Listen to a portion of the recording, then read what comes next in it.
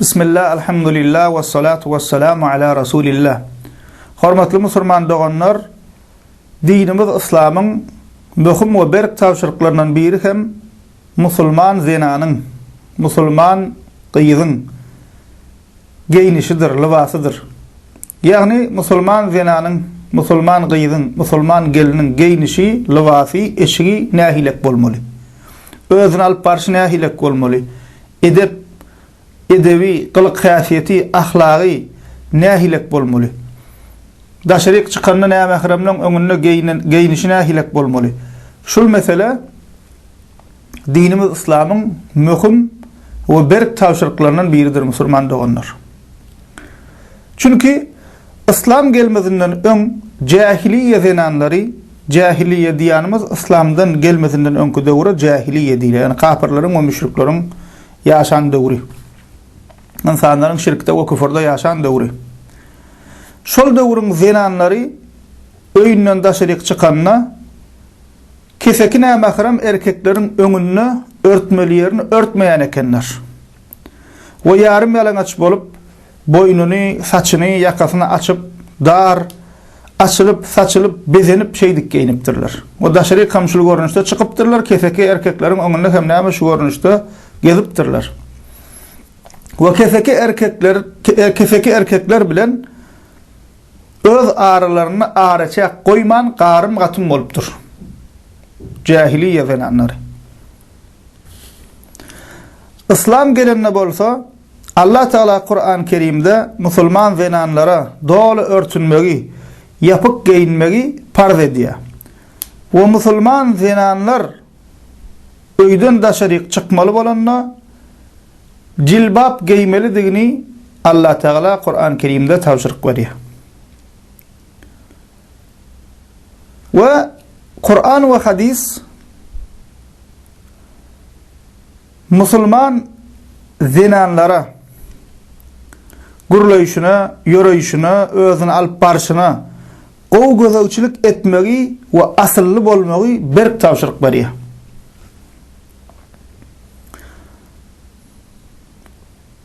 Yani zenanların, musulman zenanların näme-häram erkekler bilen qarym gatym bolmaly däldigini we zenanlar bilen näme-häram erkekleriň arasynda araçak bolmalylygyny dinimiz İslam kıyamada çenni kanun edip goýýar. Yani dinimiz İslam musulman doganlar musulman zenanlaryň arly, namusly, utançly hayaly, edepli, ekramly, asylly, agras, ahlakly, terbiyeli, awraýly, mertebeli, pek zenanlar bolmalylygyny we bu kiri bolmak üçin näme etmeliligini bize öwredýär. Ve edil şonun ýaly musulman doganlar Kur'an ve sünnet, yani Allah Teala Kur'an-ı Kerim'inde ve Peygamberimiz Muhammed sallallahu aleyhi ve sellem hadis-i şeriflerinde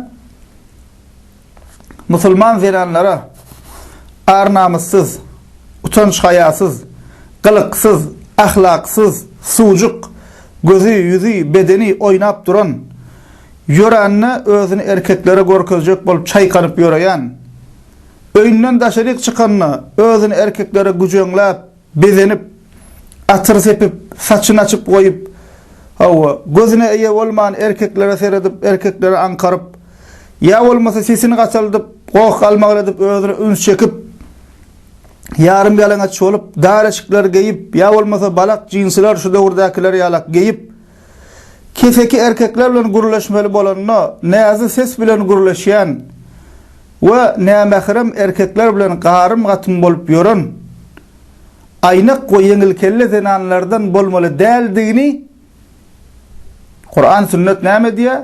Bize habar berýär we şu zatlardan äga edýär. Şol sanap geçen erbet wasyplaryň musulman zenanyna bolmaly däldigini, hatta musulman zenanyň şul wasıplary göterýän zenanlara meňzemeli dälligini Kur'an we hadis berip tapşyryk berýär. Elbette bärde aýdylyp geçilen zatlar käbirdiň zenanlara da erkeklere de degişli. Şul erwet wasıplaryň Kur'an we sünnet yeňil kelle zenanlara mahsuslygyny, oşalara musulman zenanlaryň meňzemeli dälligini umumunda näme bize şonu berip tapşyryk berýär. Allah Teala Kur'an-ı Kerim'de aydiya Ahzab suresi 33. sura 33. ayetinde وَقَرْنَ فِي بُيُوتِكُنَّ وَلَا تَبَرَّجْنَ تَبَرُّجَ الْجَاهِلِيَّةَ الْأُولَى Musulman zenanlara yüzlenip Allah Teala aydiya. İlkülün Peygamberin şol döwürde sallallahu aleyhi ve sellem'in zenanlarına, ayarlarına ve musulman zenanlara yüzlenip Allah Teala şol ayetinde aydiya öýleriňizde oturun. Ey musulman zenanlar, öýleriňizde oturun.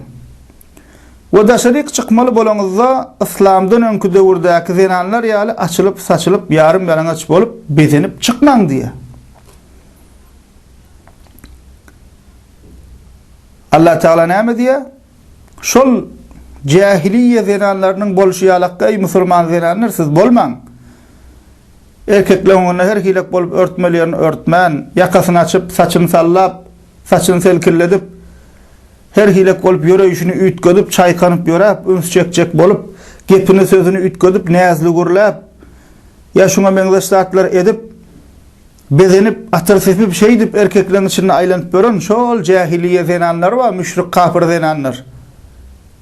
Siz şolary ýalak bolmaň diýär Allah Taala.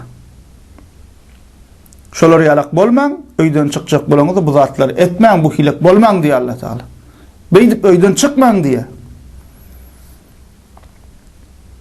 Ve Peygamberimiz Muhammed sallallahu aleyhi ve sellem Sahih Muslim hadis kitabında geçen hadisinde diye sınfani min ehlin nar lem arahuma kavmun ma'ahum siyatun ke eznibatil bakari yadribuna bihan nas ve nisa'un kasiyatun ariyatun mumilatun mailat ru'usuhunna ke asnimatil bukhtil ma'ilah la yedkhulnal cennete ve la yecidna rihaha ve inna rihaha la yucadu min masirati kaza ve kaza. Ve Peygamberimiz Muhammed sallallahu aleyhi ve sellem aydiya bu ümmetten niye menin görmediğim iki topar insan çıkar deyip aydiya. İntak yok diye men olar görmek diye Peygamber sallallahu aleyhi ve sellem emma näme son çıkar şol iki topar insan niye. Şolaryň bir kim ellerine diye sığırın kuyruğu ýaly kamçılar bilen insanları urup sütem edýänler, zulm edýänler, haksızlık edýän insanlar diye. Demek ümmetin içinde şeýle bir zalimler peýda boljak, adamlar urup ýenjip söwüp zulm etjek. İkinji topar haýsy Peygamber bilen peýda bolar diýen ikinji topar haýsy ümmetin içinden diye Muhammed sallallahu aleyhi ve sellem geýniligi ýalaňaç diye. Geýniligi ýalaňaç meýletdiren, meýleden zenanlardır. Geýniligi ýalaňaç. Şu açyk söz musulman doganlar. Kasiyatun ariyatun. Geýniligi üstünde eşik barmy? Bar. Emma şol bir wagtyň özünde ýalaňaç. Yani ol geýin eşigi onuň awratyny örtmeýär. Şeýle bir musulman zenanlar we şu wagtga şol hadiste diýilşi ýalakka geýniligi. Geýniligi ýalaňaç. Geýnipdir emma näme örtmelerini örtmeýär. Peygamberimiz şonu diýär, kasiyatun ariyat. Geýniligi ýalaňaç diýär. Meýletdiren, meýleden zenanlardır. Serediýän, ýankydyşymda eşigi bar, emma hemme ýer bildirip dur. Aňarsy berse tuňaryp dur. Örtülmelerini örtmändir. Saç açykdyr, döş açykdyr. Bütün bedeniniň agzalary ýekeme-ýeke sanap durmak gerek däl, hemmesi görnüp dur. Yani üstüne şeýle bir eşik giyip dur, şeýle eşigi çykarsaň hem giydirseň hem tapawut etmeýär. Hemme bedeni tutuşlugyny, boyu, sirati, figurasy hemme zady bildirip dur. Barmy şeýle insanlar şu ümmetin içinden peýda boldymy, çykdymy? Çykdy. Hatta Mekke müşriklerinin, kafirlerin ayarları hem bulan giyinişi ýalakka giyilmeýärdi. Emma giyinensek de bizim Peygamber sallallahu aleyhi ve sellem'in haber berişi alakka ki şu haber bermekliginin özü hem bir mucize. Peygamberimizin dişi alakka bizim içimizden çıkmış olur. Ve kıynasam şu da orada beter köp çıktı. Gözümüzden görüp otuyoruz. Özüne Müslüman diye, kurulasın ben Müslüman diye, Peygamberimiz gavuriyan diye, Kur'an'a iman ettim, ahirete iman ettim diye, ben Türkmen diye, ama geyindişine seyrediyem. Ol yoldan çıkan kafir denenleri alakka. Belki onun niyeti ol del. Ağlanıp, bilmeyen, düşünmeyen ediye, moda deyip ediye, yeni bir zat deyip ediye, ama daş sıfatı şolura men zat dur. Neyme? Kasiyatun ariyat. Geyniliği yalanaç. Ne şol hili geyniyen Müslüman kıyıdlar, Türkmen kıyıdlar, gelinler, ne Peygamberimiz hut sizin şu bolup görüşünüz barada 1400 yıl bundan ön hadiste aydık koyuptur. Size deyiptir neyme şol hili geyniyenlere geyniliği yalanaç deyiptir. Cinsili, futbol kolu, ya olmasa yankı yalakka ayağının yarısı açık eşikleri geyerler, kıyıska, dar, şuna menzeş. Hatta Türkmen köyüne geyayenler hem dar geyse hem meğer töngörüp dur, çişip dur, bildirip dur, bu da geyniliği yalanaç. Erkeklerin unsunu çekip dur, geyniliği yalanaç ol. Peygamberimiz neyme şeydi, haber verip koyuptur. O neyme meyil ettiren. Yani erkek kişi görse, gözünüzü şuna meyil ediyor. Çünkü neyme?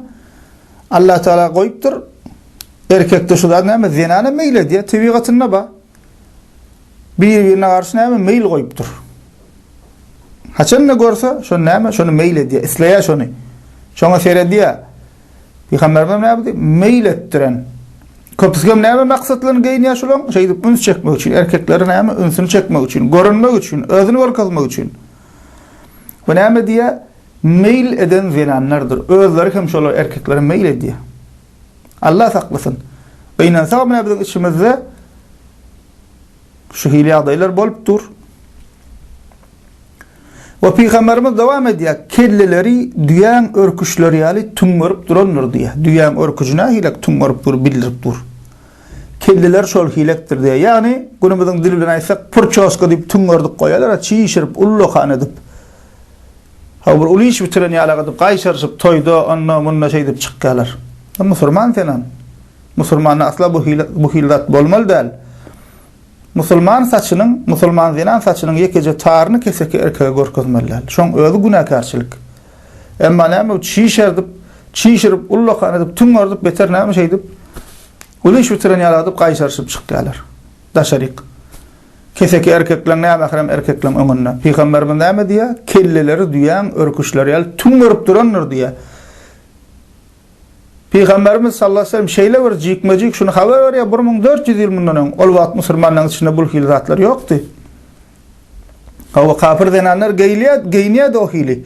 Emma musulman denanlaryň içinde ýokdy. Emma Peygamber ummatynyň içinden çykar diýdi şolar diýdi. Şu wagtym geynansam çykdy. Peygamberimiz sallallahu aleyhi ve sellem diýişi alakka. Soňra näme diýdi Peygamberimiz?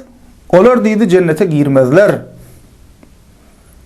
Cennetin iyisine mi almazlar? Cennete girme anırda dursun ya. Cennetin iyisine mi almazlar diye. Aslında cennetin iyisi diye Peygamberimiz sallallahu aleyhi ve sellem uzak ağırlıktan geliyendir diye. Cennetin iyisi şeyle vur hoş, şeyle vur yakımlı, uzaktan hem gelecek diye insanın burnuna. Emma şol uzaktan hem iyisi gelecek cennetin iyisini şu hili geyniliği yalanaçlar, dar geyýänler, jinsi geyip örtmelerini örtmän şey dip daşaryk çykýanlar, kellesini tüngördüp ýörenler, ýakasyny açyp saçyny selkeledip ýörenler. Peygamberimiz şu iyisini hem almaz diýdi şu denanlar diýdi. Indi şul hadisi musulman zenanlar, şu hili geyinýän musulman gydlar, türkmen gydlar, gelinler gowy pikirlenmeli. Biz bunu size yamanlyk islap ya bir yigrenmek üçin ya biri yigrendirmek üçin diýilen zatlar däl. Birinjiden şu bizim boynumyzyň borjy. Biz bilýän okan adamlar, talipler, mollalar, ahun şu zatlar aýtmaly. Gatuwarsalaram, halamasalar biz haka aýtmaly. Çünkü bizim boynumyzyň borjy. Kıyamet günü näme biz aýtdyk, ne bilýärdik, biz ýetirdik. Bul bir. İkinci, musulman doğanlar. O hususan şol hili giyinýän musulman uýalarymyz, jiglerimiz, türkmen gyýdylary. Bu söz men sözüm däl. Ya bir plan ahunyň sözü däl, plan alymyň, plan şeýhin sözü däl. Kimiň sözü?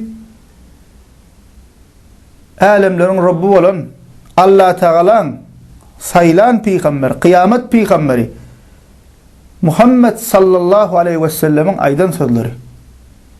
Bu hadis nerede geçiyor? Sahih Müslim'de geçiyor. Sahih Müslim demek näme musulman doganlar bilýäňizmi? Sahih Müslim'de okulan hadisler goýa peýgamber sallallahu aleyhi ve sellem ağzından çykan ýalak.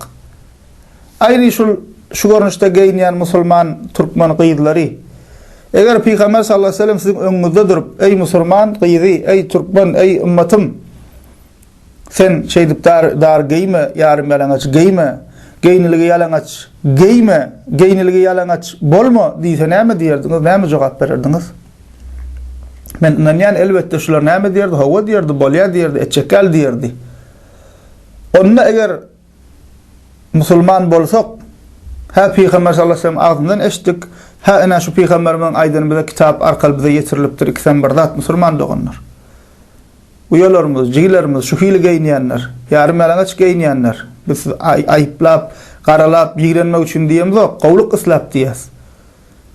Ene edil şu menden eşitdiňiz ýa plan ahynyň eşitdiňiz däl şol. Edil peýgamber sallallahu aleyhi ve sellemden eşitdiň ýalak diýip kabul ediň. Peýgamberiň hadisi şol.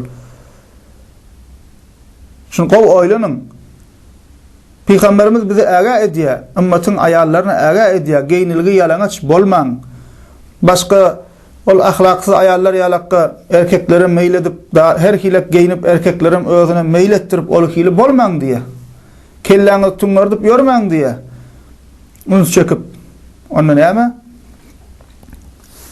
Musulman gyýdy şu zatlary eşitip, musulman gelin şu zatlary öwret almaly. Iki günlük dünýä. Awadannyň abuýsany päder eýdip gezersiň. Ýüzüňdeki çyka durtuk çyksa sen ýüzüň görer ýalak bolmaýar. Sana owadanlygy beren, saglygy beren Allah. Kıyamet günüm hasap bermeli. Dünýä diýeniňe ha diýman geçip gidýär. Iki günlük ojuk-bujuk oňa-muňa eşige oňa-muňa allanyp, her hilek sypatdan sypata girmeli däl. Allah'ın buyrugyny, peýgamberiň buyrugyny unutmaly däl. Öz däwiňi, desturuny, ýoluny, ýörelgäňi, türkmençiligi unutmaly däl. Bir ýurda baranda başga bir türlü, ýene başga erkekden başga türlü bolup sypatdan sypata haldan hala girip görmeli däl. Bul musulmana gelişmeýär, türkmene gelişmeýär. We musulman doganlar şuň içine, şul aýdylanlaryň içine ýene de internetde her hilek suratyny goýýan gyýdlarym girýär şuň içine. Her hilekke ýarym bilen suratlaryny goýýan gyýdlarym şoň içine girýär. Näme her hilek bolup surat düşüp, bolam Instagramda ýa başga ýerde paýlaşýarlar. Şu dünä utançsyzlyk, haýatsyzlyk, ýa-ni geýniligi ýalanaç diýeni meýleden meýletdirenýär. Goýýan näme şonu özüne laýyk goýsunlar diýip bir 5 minutlyk bir şeýle bir bigadar zatlar üçin masxara bolup şuňal zatlar edýärler.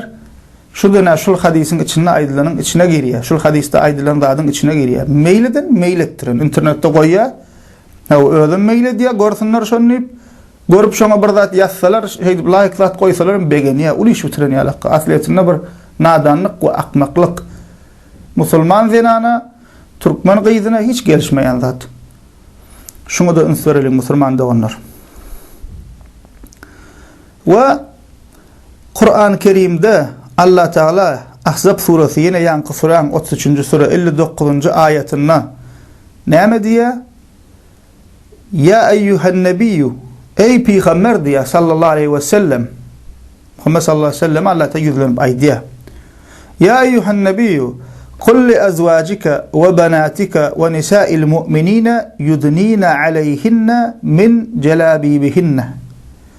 Ey peýgamber diýär, ey Muhammed sallallahu aleyhi ve sellem, aýallaryňa, gyzlaryňa, müminleriň, musulmanlaryň aýallaryna aýt, daşaryk çıkanlaryna üstki jilbaplaryny giyip çyksınlar diýär. Allah Teala näme buyurdy? Peýgamberiň aýallaryna sallallahu aleyhi ve sellemin, ýani musulmanlaryň eneleri bolýar peýgamberimiziň aýallary. Ýyzlaryna we mümin musulmanlaryň aýallaryna aýtdy. Daşaryk çykmaly bolanna öz asyl öýde geyip boran köýneklerini üstüne jilbaplaryny geyip çyksınlar diýe. Jilbaplaryny. Jilbab näme? Gynansak da biziň halkymyzyň bir topary jilbabyň nämedigi unudulgy. Jilbab musulman doganlar adaty, zinanyň adaty geýýän köýneginiň üstünden giyilýän boydan başına siratini, yani figurasyny, bedenini dol örtýän giyin köýnek. Käbir ýerlerde satır diýerler, ya abaya diýerler, giyin. Gowy gapdal da giyin, golda giyin bolup duran näme köýnek. We adaty köýnüň üstünden giyilýär. Şurada käbir düzeltmeli, ýalňyş düşünjeler we bizde islama göre örtünmeli ise kelläňe şey dip o ýalajak dakkan hijab şondan ibaratdyr öýdýärler. Ýok, bu ýalňyş zat. Hijab tutuş bedenini örtmekden, kellejiňi örtmekden. Şu ýalňyş düşünýänlikler üçin şu wagt balakly hijablar peýda bolupdyr. Kellesi örtülgi näme balakly, jinsly ýa bolmasa dar ýa şoňa meňzeş. Bu ýalňyş, bu islam dediňe kelle örtmek diýen zat ýok. Islamda jilbab ba tutuş zenan maşgalan boydan başına bedeni örtülmeli. Hawa jilbab şol musulman doganlar.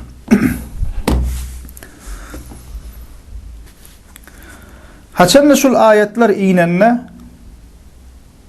jilbab ayetleri we örtünmek ayetleri inenne musulman zenanlar näme etdiler? Ay men nefsime yaramaya, ay men tak tayinnala, ay men şeyle, ay men beyle diýmediler.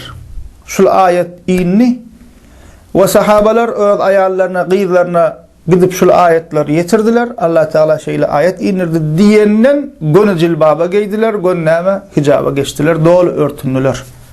Ene biziň ibrat almaly insanlarymyz musulman zenanlar, türkmen gyzlary, türkmen gelinler, ene şol aýallar, peýgamberiň aýallary, peýgamberimiziň aýallary, peýgamber sallallahu aleyhi ve sellem'in gyzlary, sahabalaryň Allah olardan razy bolsun zenanalary.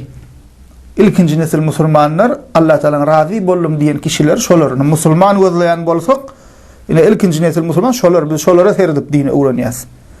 Şolar şol ayetler eşitene nähilek boldular, nähilek amal etdiler. Haçan şol ayetler inenne hijab ayeti, jilbab ayeti näme etdiler? Gön hijaba geçdiler, gön jilbaba geçdiler. Bir salym hem pikirlenmediler, ay şeýle men tayinnal ýa şoňa meňzeş zatlar diýmediler. Ve şeydip näme ilkinci nesil musulman zenanlar näme jilbab giýýärdiler, dolu örtünýärdiler. Hatta ýüzlerini hem örtýärdiler. Misal üçin Buhari we Muslim hadis kitaplarına gelen hadisinde Muhammed sallallahu aleyhi ve sellem musulman zenanalara şunu emrediyor öz döwründe. Kaçan musulmanlar bayram namazyna çykanna näme diýip Peygamber Musa aýallaram gelsin diýe bayram namazyna. Aýallaram gelsin diýe. Hatta Peygamber sallallahu aleyhi ve sellem haizli, yani ay başı wagty öýünden çykmagy oturan zenanlaram hem gelsin gyrada dursun namaz okumasalaram näme etsin diýe musulmanlaryň hayır doga dileklerine goşulsunlar olaram diýe.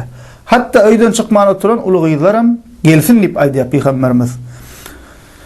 Haçan Peygamber sallallahu aleyhi ve sellem şu buyrugy berenne hemme zenanlar çyksınlar bayrama gelsinler musulmanlaryň şu nämetine bayramına goşulmaly diýip aýdanna musulman zenanalardan biri şu soragy berýär Peygamber sallallahu aleyhi ve sellem. Musulman zenanalardan biri Peygamberimize şu soragy berýär. Näme diýär? Ya Resulallah, ihdana la yakunu laha jilbabun. Aýtdy, ya Resulallah diýär, birden içimizden birinin şol wagt jilbaby bolmasa näme etmeli? Münsürün ayette Allah Teala näme diýdi ýani? Yudnina aleyhinna näme diýdi? Min jelabibihinna. Jilbablaryny örtünüp çyksınlar diýdi Allah Teala ýanky ayette. Jelabib, jilbab sözüniň köplügi. Jilbab birligi, köplügi näme? Jelabib. Sahaba zenan Peygamberimizden näme soraýar? Edil şu ýanky ayette geçen jilbaby soraýar. Ya Resulallah diýär, şol bayrama çykmaly diýdiň, bolyn içimizden birinin diýär, jilbaby bolmasa näme etmeli? Bolup biler ýuwlugydyr ýa ýene bir zatdyr ýa şoňa meňzeş bir sebäp bilen şol wagt taýin bolmasa näme etmeli? Ya da näme etsin niye jilbabı bolmayan. Yani ünsverin Musulman, ilkinci nesil Musulman zinanın düşüncesine seret. Jilbabsız daşaryk çıkmalı dälligini bilýär. Bir gat ýoksa bir gat köýnek bara. Çık bolsa şu bir gat köýnek bilen çykyp bermeli. Emma şol bir gat köýnek bilen öýden daşaryk çıkmaly dälligini musulmanyň bir gat jilbabsız musulman zinanyň jilbabsız daşaryk çıkmaly däldigini bilenlik üçin Peygamberimizden sonra ya Resulullah jilbabı bolmasa näme etmeli? Anna Peygamber sallallahu aleyhi ve sellem aýdýar: "Qala la tulbisha ukhtaha min jilbabiha." Onda diýär sizden biri diýär musulman aýal dogynyna, gyýyz dogynyna, ýani din dogynyna öz jilbabyndan bir jilbabyn beräýsin diýär. Näme bayrama gidip gelýänçe. Diýmek näme eken? Şu nirde geçýär şu hadis Buhari we Muslimde. Musulman zinanlar, ilkinji nesil musulman zinanlar jilbab giýen eken we jilbabsyz daşaryk çykmaly däldigini bilýärdiler. Başka bir hadis Ebu Davud hadis kitabında geçiyor. Ayşe enemiz Peygamber sallallahu aleyhi ve sellem'in zinanası musulmandan enesi bolýar diýdik. Ayşe enemiz Allah ondan razı bolsun aýdýar: "Kana rukban yamurruna bina ve nahnu ma'a Rasulillah sallallahu aleyhi ve sellem muhrimat. Fa iza hazaw bina sadalat ihdana jilbabaha min ra'saha ala vejhiha. Fa iza jawazuna kashafnah."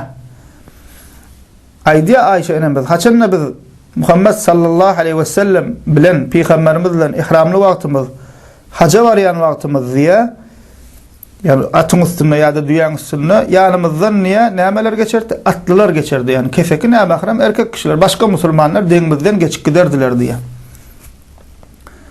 Haçanna şolar biziň deňbize gelenne diýe näme diýdik diýe Ayşe enemiz? Sedelet ihdana jilbabaha min ra'siha ala vejhiha. Bizden biri diýär näme diýär? Jilbabı bilen niýe olar deňbizden geçip gidýän çäler ýüzümizi yapardyk diýär. Ýene näme geldi? Jilbab sözi geldi. Diýmek näme? Jilbab giýen ekenler we jilbab hatda şeýle uly giýen eken näme ýüzüni yapyp bilýän eken şoň bilen. Ve haçanna deňbizden geçip gidenlerine diýär, uzaklaşyp gidenlerine ýene ýüzümizi açardyk diýär. Diýmek näme eken? Boýdan başyny örtýän jilbab giyilipdir we ol jilbabyň bir uju bilen gerek wagty näme kefeki erkekleň öňüne ýüzüni hem näme örtýän ekenler. Diýmek näme musulman doganlar musulman zinan daşaryk çykanyna jilbab giyip çykmaly. We Peygamberimiz sallallahu aleyhi ve sellem başka hadisinde aýdýar: "İnnel mer'ata awratun" diýip aýdýar. Zinan maşgala diýär awratdyr diýär. Yani örtülmelidir diýär. Awrat näme? Örtülmeli awrat diýär. Zinan maşgala tutuşlugyna awrat diýär. Boýdan başy örtülmeli zinan diýär.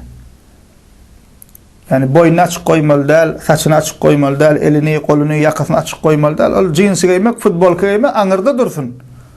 Ýöne tak ýakany şuňa meňde şeýriňi goluňy zadyň açyk goýmak bolanak. Wa musulman doganlar jilbab barada, hijab barada başka ayetlerim ba ve yine buna değişli başka hadislerim ba. Şul ayet ve hadislerin netijesinde musulman ulemalar şu şertler çıkarýarlar we diýýärler: Kur'an ve sünnetten gelen hadislerin netijesinde zinan maşgalanyň libasynda şu şertler bolmagy wajip diýip aýdýarlar. Haýsy şertler? Birincisi, yani musulman zinanyň eşiginde bolmaly şertler. Daşaryk çykanyna bolmaly, kefekleň öňünde, ýani mahramlaryň öňünde eşiginde bolmaly şertler. Birincisi, boýdan başyna bedenini dol örtmeli. Ýekece bir barmak galak gelem açyk bolmaly däl. Boýdan başyna hem ýerini örtmeli. Bir näme? Hanafi mezhebi wara şeýle ýüzüni açsa bolýar, ýüzüniň togalygyny, bilen bilegi. Hatta ulama diýär, eger gaty owadan bolsa, ýa bolmasa şoňa meňde şu makyajy zat bolsa ýüzüni hem yapmaly ýa. Hatta fitne fesat döwrü bolsa ýüzüni yapmagam wajip diýär. Biziň türkmenimiziň içinde hususan hem gelinler näme dipdirler, ýüzüni yapypdyrlar, ýaşmak bilen şeý ýüzüni ýasyny yapyp üstüne näme projek atypdyrlar. Diýmek birinji şerti näme eken? Boýdan başyna bedenini doly örtmeli. İkinci, libasy dar bolmaly däl. Dar bolmaly däl, firatini, yani figurasyny, belli etmejek derecede giň bolmaly. Aňyrsy bärsi tuňgaryp dursa, biýli zady bildirip ol näme eýan bolmaýar. Giň bolmaly, belli bolmaly figurasy, ýani siraty, türkmençe siraty diýilýär. Üçüncü şert musulman doganlar içi görünjek derecede ýuka bolmaly däl. Ýuka bolsa bolmaýar, syk dokulan bolmaly. 4. Daşar çykanna libasyna atyr sepiligi bolmaly däl. Näme üçin daşar çykanna diýär? Öýüň içinde gyýyz bolsa da, durumşa çykan gelin bolsa da äriniň ýanyna durumşa çykmaz bolmasa gyýyz öýüň içinde sepinse bolýar. Emma daşaryk çykyp sepinip porsadyp gitmekli, onan başga erkekleň şoň ýysyny almaklygy haram hasaplanýar. 5. Erkekleriň libasyna meňzemeli däl. Şumalky jinsiga ýanlara degişli, balakka ýanlara degişli. Erkekleriň libasyna meňzemeli däl. 6. Kafir zinanlara maksus, yani kafir zinanlaryň ýürüýte geýän libasy eşigi bolmaly däl. 7. İllen ütköşük bolmak üçin, üns çekmek üçin geýilen libas bolmaly däl. Ýürüýte şu adamlar maňa seretsinip ütköşük geýip, renk bolsun, şekil bolsun, şuňa meňzeş bolmaly däl musulman doganlar. Näme? Şu görnüşde bolmaly. Indi musulman doganlar bu dersten çıkan bellikler we käbir netijeler we birinji musulman zinan haçan şu görnüşde dol örtünmeli, haçan giyinmeli, haçan şoňa farz bolýar. Haçan bir musulman gyýyz ululuk ýaşyna ýetenne hijab giýmekligi farz bolýar. Tutuş bedenini örtmeli, ýanky aýdyşymyza alaqy şertler bilen. Daşaryk çykanna. Emma öýüniň içinde öz mähremleriniň ýanyna, jigsiniň doganyň ýanyna çala elini açylany, saçlyň bir bölegi açylany ýaşuňa meňdeş, onda näme? Gunakarçylyk ýok. Emma kefekileriň öňünde, hatda öýünde hem bolsa kefekileriň öňünde, näme mähremleriň öňünde doly hemme ýer örtüligi bolmaly. Diýmek birinjisi näme eken? Musulman gyýyz ululuk ýaşyna ýetende hijab giýmek farzdyr. Ululuk ýaşyna ýetmeklige rahile kefiyetlenilýär. Haçanna bir zenan gyýyz maşgaly haýyz görüp başlasa, aw näme eýam şol ululuk ýaşyna ýetdigi hasaplanýar we dol näme hijab giýmekligi farzdyr. Hukman daşaryk çykanna jilbab giýip çykmalydyr. Dol ýanky şert aýdyşymyza alaqy şol şertlere gara geýniligi we örtüligi bolmaly. We näme mährem erkekleriň öňünde musulman zinanyň saçynyň ýekeje taryny açyp goýmaklygy haramdyr. Ünsüň bedeniniň bir bölegi ýakasyny ýaşyňa döşüni diýem zok. Saçynyň ýekeje taryny açyp goýmaklygy bil qasdlaýyn, açyp şonu goýmaklygy, örtmän goýmaklygy näme musulman doganlar haramdyr we ta örtünýänçe gunakardyr. Şu daşaryk çykyp ýarym melaňa çolup geýnip gitse örtünmän. Şunaça erkekler seyredilberdigiçe erkeklere de günah, ona da günah. Ve musulman zinan hiç ýagdaýda, hiç bahana bilen hijabyny, jilbabyny çykarmaly däl. Hatta dokument üçin surata düşmeli bolsa hem pasport üçin surata düşmeli hem bolsa hijabyny çykarmaly däl. Käbir ýerde dokumentda hijab bolsa bolanok zat diýselerem haýyş etmeli. Arda yazmaly, yüz tutmaly, düşünürmeli, emma näme hiç ýagdaýda näme hijabyny çykarmaly däl, berk durmaly. We şuňa bagly musulman doganlar kiçik çağalarymyz hukman ululuk ýaşyna ýetmeni garaşyp durmalylar, kiçikliginden öz milli türkmen köýnejiklerimizi geýdirmeli. Kelejine ýalyjydak dakmaly, näme kiçikliginden öwrenişdirmeli, näme şoňa alaqy gyýyz ýaşlary maksus eşikleri geýmeklige öwrenişdirmeli. İkinci musulman doganlar hijab dine bedenini örtmekdir. Dine käbir pikir eder, daşyny örtdüň bolsaň gylyksyz, ahlaksyz hereketler edýärler. Ol ýalňyş zat. İslam, Kur'an we sünnet, Allah Taala we Peygamberimiz haçanna hijab emredene tawşyryk berenne dine hijab daşyny örtmek däl. Edil daşyny, bedenini örtüşüň ýaly pikir düşünjäňi, ýüregiňi, ahlagyny öz alyp barşyny päk tutmak. Yani içiň we daşyň näme bolmaly, daşyň örtülgi bolşy ýaly, içiň we pikir düşünjäň, ýüregiň erwetlikleri, ahlaksyzlyklary hem näme şoňa garşy örtülgi ýapylygy bolmaly.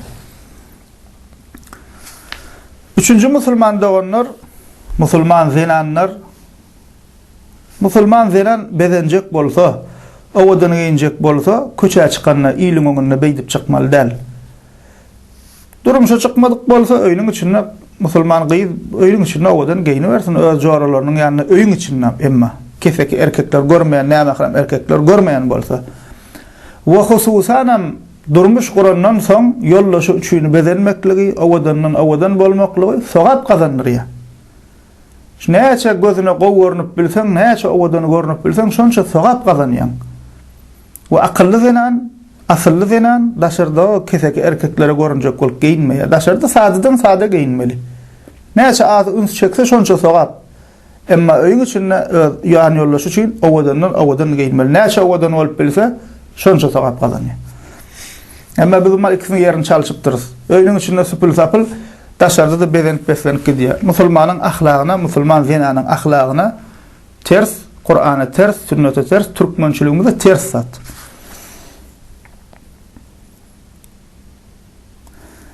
Dördüncü zat musulman doğanlar käbir uyalarımız, jigilerimiz, doğanlarımız, zenanlar musulmandana näme diýär? Ýalňyş düşünje kelle guýulypdyr. Ya orslaşypdyr, ya kommunistlaşypdyr, ya başga bir gayri medeniýetlerden we dinlerden täsirlenip kellesine bir ýalňyş düşünje giripdir. O da näme? Örtülüge giyinmek, hijab giymek, jilbab giymek, giyňaş takmak, ýaşmak giymek, ýalykly bolmak, giyin koýnak giymek näme diýip hasap edýär? Iýde galmak, ototomluk diýip hasap edýär. Emma şu açyk giyinmek, topukly ayakkap giymek, oşuňa beňzeş zatlar näme diýip hasap edýär? Döwrewaplyk hasap edýärler. Özleri näme sabrmen diýen bolýarlar. Awa. Şol musulman doğanlar, musulman zenanlar, jigilerimiz, uyalarımız ýalňyş zat. Bu döwrebaplyk bilen beýdip geyinmek bilen baglanşygy ýok. Döwrebaplyk näme? Bilim öwrenýän bolsaň, şol öz ýaşaýan döwrüň we zamanyň ösüşlerini öwrenip, şolary özleşdirip, şolardan peýdalanyp bilýän bolsaň, şolar insanlara peýda bermek üçin öwrenip bilýän bolsaň, ana şol döwrebaplyk. Ilim bilim alyan bolsaň, aň düşünjäň ösen bolsa şol döwrebaplyk. Ol aň düşünjäň ösmese sen her hileke eşik geýňde ol sen eşikleri ýarym ýalaňaç geýmekligiň, açyk geýmekligiň, ýapyk geýmekligiň ol döwrebaplyk bilen zat bilen baglanşygy ýok. We asliýetinde gow oýlansak şeýdip öz gymmatlyklaryny taşlamaklyk, öz däp desturuny taşlamak, Allah'ın emrini bir gara atmak, peýgamberiň buýrugyny bir gara atmaklyk, ýani şuň özi ýyza galmaklyk. Ýani näme diniňden ýyza galýan, türkmençiligiňden ýyza galýan, däp desturuňdan ýyza galýan, gaýry milletlere meňzeýän, özüň şolara meňzetjek bolýan. Şuň özi dar düşünjeliligiň ýyza gitmekligiň alamaty. Şahir näme diýipdir? Kim diýipdir Ýewropa insany medeni, ne edep bar ne namys, ýarym ýalaňaç bedeni. Eger medeniýet açıp gezmek bolsa bedeni, onu hayvanlar bizden has medeni diýipdir. Diýmek näme musulman onlara ýarym ýalaňaç giyinmeklik ösüşdäl. Olsa özüne musulman, türkmen gyýdy diýen ýarym ýalaňaç bolup giyinjek bolup näme diýip ber? Hijab diýsen käbiri nefsine haýdyp bilmän, geň görýär, nefsine agyr gelýär. Emma şuň kunna ol Ýewropadaky, şunnamunnaky asly kapyr bolan halklar şu wagt musulman bolup beter özü şol ýarym ýalaňaçlykdan bizar bolup toba gelip ber.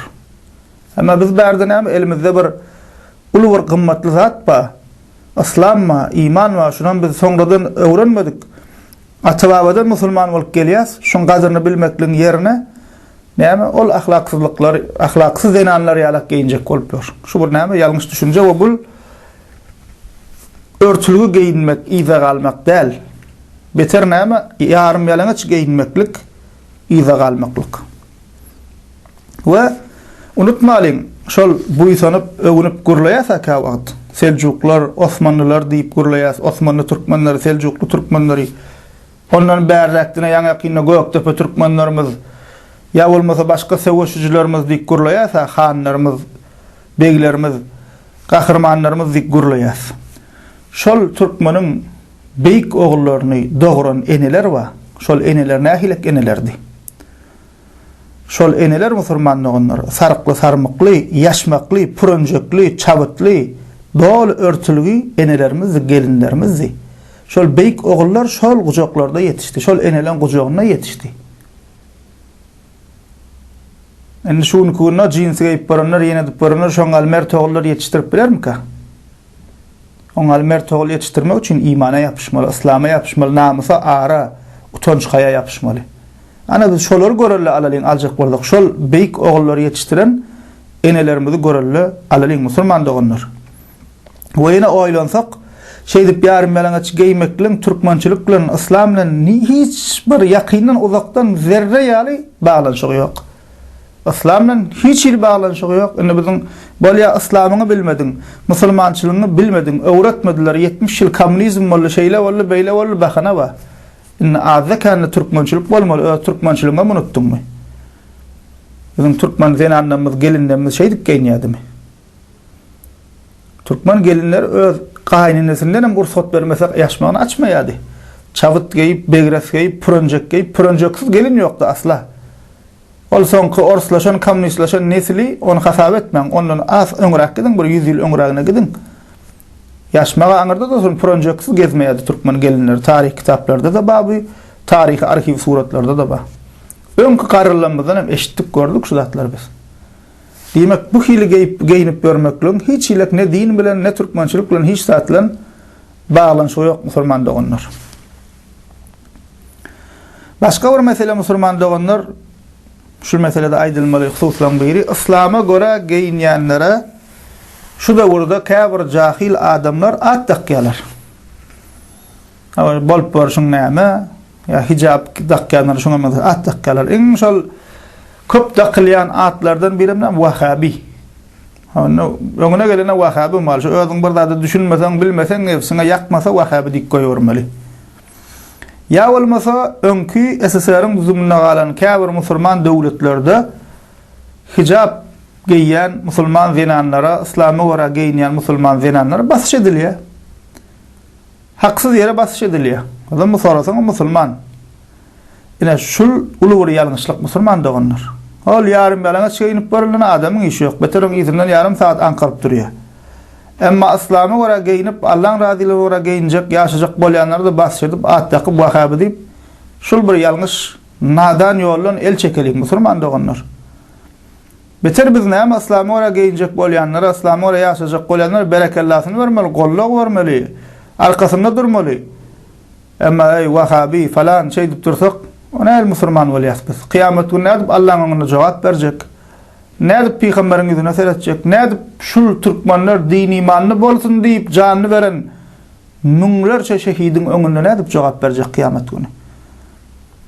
Hey bize şu ýolla öllük siz biziň ýygyňyza näme etdiňiz diýse şul adamyň öňüne nädip ýüzüne seretip biljek kıyamet günü? Hol agzymyzda olur kurlaýasa türkmenler şeýle beýlany, şu türkmenler şu namus üçin jan berip gitdiler-de. Türkmen zenanlar ýarym ýalaňaç bolmasyn diýip, binamus bolmasyn, bihaýa bolmasyn diýip. İnden biz gelip berdinem örtülü geýänlere basyş edip hijabyny aýyr näme diýip görsek, ol musulmandan türkmene de gelişmeýär. Akylly adama da gelişmeýär. Ana Ýewropa, Amerika ýurtlaryna halasagam, halamasagam şu taýda näme umumyny islamy düşmançylyk barym bolsa, hususan biriniň şahsiýetine gezek gelenne hijabyny ırsarap duran ýok. Kafir düşünmüş musulmanyna badygyny şu musulman şeýdik geýinmeligini biziň käbir nadanlymyz düşünmedi. Şoň üçin şul bir ýalňyş ýol. Ýerigi şul basyş edýänler we at takýanlar barur puşman bolarlar, ýuzgara bolarlar. Şoň üçin bu zatdan el çekelin. Türkmeniň ýüzüne garadýan o hijablar däl, Türkmeniň ýüzüne garadýan o hijab çykaryp daşar ýurtda erbet ýola girip baranlar. Hawa. Şoň üçin şul zatdan el çekelin. Musulman göre, İslam'a göre geyinse ona basyş etmeli, ona arkasında durmaly, gollak bermeli. Ve musulman doganlar şu meselede aýtjak soňky belligimiz. Şu wagt içinde aýdyp duranlarymyz umumen ähli musulmana ýüzlenip aýtdyk. Ve gurruna da oturan meselemiz hawa utanç, haya, ar, namus, edep musulman erkeğe de değişli, musulman zerana da değişli. Yani hususan gurruna diýen meselemiz näme? Esasy meselemiz örtünmek. Musulman zenana değişli. Yani şu musulman zenanın şu mesele musulman erkeklere değişli. Her bir musulman ata, kaka, erkek doğunu jiga değişli. Çünkü erkeğin erkek bolan yerine zinan olup başarıya. Haçan erkekler oğunap başlasa ondan sonra zinanlarım näme? Zinana mahsus bolmayan zatlar edip başlayalar. Ya da musulmançılığa sığmayan zatlar edip başlayalar. Türkmençiliğe sığmayan zatlar edip başlayalar. Allah Teala Kur'an-ı Kerim'de aydiya Nisa suresi 4. sure 34. ayetinde Er-ricalu kavvamuna alen-nisa diye Allah Teala erkekler zinanların yol başçılarıdır. Yani qorawçılarıdır, gözewçileridir, başlıklardır diye. Ey musulman erkek, ey musulman Türkmen, Allah Teala sana näme bir näme wazife beripdir. Sen maşgalan we zinanların öz ayalyň jigiň dogunun qorawçysy, gözewçisi, başlygy, näýilek bir şirketiň, bir edaraň başlygy we şol jogapkar, maşgalada hem jogapkar erkek kişi. Ve şol hili meseleleri biz erkekler öz ecelerimize, jigilerimize, maşgalalarımıza ýatladyp durmaly, aýdyp durmaly, düşündirip durmaly, gulagyna goýup durmaly. Ol örtünmän ýörse ýa saçyny selkiledip görse sesimiz çykarman ýörmeli däl, ay gezibersin diýmeli däl. Ünseriň şunu diýemek, zorlap hijab giydirmeli, zorlap jilbab giydirmeli, ýa bolmasa käýäp basyş edip giydirmeli diýemdi. Ýok musulmanda onlar. Allah'ın razılığı üçün edilmeli, hiç kimi zorlap ettirip bolmayan, ettirsem ama Allah'ın razılığı üçün bolmaya. Zorlap namaz okutturup bolmaya, zorlap orada tutturup bolmaya, zorlap hacı uğradıp bolmaya, zorlap sakal koyuverip bolmaya, güç bilen korkutup yok. İslam'da beýle adam yok. Emma İslam'ın ýolu näme? Terbiye. Öwretmek, ýatlatmak, gulagyna goýup durmak. Şul bolýan zatdan narazylygyny bildirmek. Şu zatın gowdallygyny aýtmak. Diýmek erkekler näme etmeli? Zinanlara şunu gulagyna goýup durmaly. Şu açyk gezmek bolanok diýmeli. Musulmançylyga syganok diýmeli, türkmençiliге syganok diýmeli. Näme biz gulaklaryna goýup durmaly. Şunu ilkiren özümiz öwrenmeli, tamam öwretmeli. Biz çünkü jogapkar kıyamet günü jogap bermeli. Ol gyýdyň bir ýerde saçyny selkiledip berse aýalyň örtünmän ýerde senem hiç sat bolmadyk galat gezip bersen ol musulman erkeğe gelişmeýär. Allah Teala sana bir jogapkarçylyk ýükläpdir. Sen erkek galak bolmaly, musulmançylygyny bilmeli. Ve Peygamberimiz Buhari ve Müslim'de geçen hadisinde näme diýär? "Var-raculu ra'in fi ahlihi ve huwa mas'ulun an ra'iyatihi." Erkek kişi diýär maşgalasynyň gorawçysydyr, gözewçisidir diýär. Ve maşgaladan jogap kärdir diýär. Kıyamet günü jogap bermeli musulman doganlar. Oğluna, kıydına, ayalyna hemmesine kıyamet günü jogap bermeli. Halal kazanç etdingmi, haram kazanç etdingmi, nähilek geýniler özler, nähilek alyp bardylar. Ol öz başyna bolmaýar bizim musulmançylygymyzda, türkmençiligimizde ýok aldat öz başyna goýup, ay öz kellesine bolubersin. Musulmançylyk sygýan zat däl. We ýene bir husus musulman doganlar deýuslyk diýip bir zat bar. Deýus kim? Öz zinanasynyň, öz namusy bolan aýalynyň, jinsiniň, doganynyň näme? Edip ahlaga ar namusa sığmayan hereketler etmekliğine göz yump ýörmek ýa-da hiç ses çykarmazlyk. Hay kuşatmazlyk. Hokman aňyr başy bir erbetlik diýip düşünmem. Ondan bärdäki zatlar, mesela üçin näme ähram erkek bilen gurulşýan bolsa, jigiň gyzdyganyň bir zadyň şonu näme bilip ses çykarmasaň deýus bolýar. Ya bolmasa daşar ýurtlar gyzyň zadyň uğradyp bar şo taýda oka berdiýsen deýus bolýar. Ol näme ähram daşar ýurtlary akdyp uğradyp bar işle şo taýda pul gazanyp daşar ýurtda jigiňi, doganyny, aýalyny uğrasaň deýus bolýar, begaýrat bolýar, benamus bolýar. Ve edil şonun alak örtmeli yerlerini örtmen jinsi giyip berse, futbol giyip berse, şu wat şoň alak bolup berenler we Allah saklasyn. Gelin bolup dur, äre çykyp dur, äre we şeýdip jinsli şoňa meňdeşik. Şoňa sesini çykarmany gezip berse başga erkeklerin serede otyr wujudyny, bedenini, saçyny hemme ýerini görüp otyr, senem işlat bolma. Deýus, begaýrat, benamus. We Peygamber sallallahu aleyhi ve sellem hadisinde aýdýar bir näçe kişi cennete girmez diýär. Şolaň biri men kim? Deýus. Iň bir begadyr, iň bir erbet erkek bir görüşüm deýus. Şoň üçin adam tanmaly. Näme diýmeli? Gulagyna guýup durmaly, ýa-ni aýtdyk, zorlan basışlan däl, aýdyp durmaly, närazy bolmaly. Şu zatlardan eger şu zatlar bar bolsa, närazy diňi bildirip durmaly, tawşyryp durmaly. Wa alhamdulillah näme? Icaba geljek geýinjegem känimizde biziň bir kemimiz näme şu zatlar doly ýetirilen ok, aýdylan ok, kitaplan azlygy ýa-da aýdylsa da azlyk edýär, köpräk aýtmaly. Icaba geljegem kän doly örtünjegem kän. Wa alhamdulillah gelýärlerim. Beterem gelecek, beterem şu ýarym bilen aşlyklar, ahlaklyk ýitip gitjek, köpräk şulatlar aýdylyp tawşyrylyp berse. Wa dersimizin soňuna aýtjak sözüm musulman doganlar, zenanlar, uýalar, erkek doganlar. Musulman zenanlar şu hijabyň, jilbabyň, örtülügi geyinmegiň ähmiýetine gowy düşünseler, o örtünmen gezmegiň ne derecede günahkarçylyk bilseler, dünýäni berselerem açyk gezmezler. Öljegini bilselerem näme açyk gezmezler, eger şuna gowy düşünseler. Allah Teala şu mesele gowy düşünmeklik we amel etmeklik hemmemize müyesser etsin. Velhamdülillahi rabbil alamin.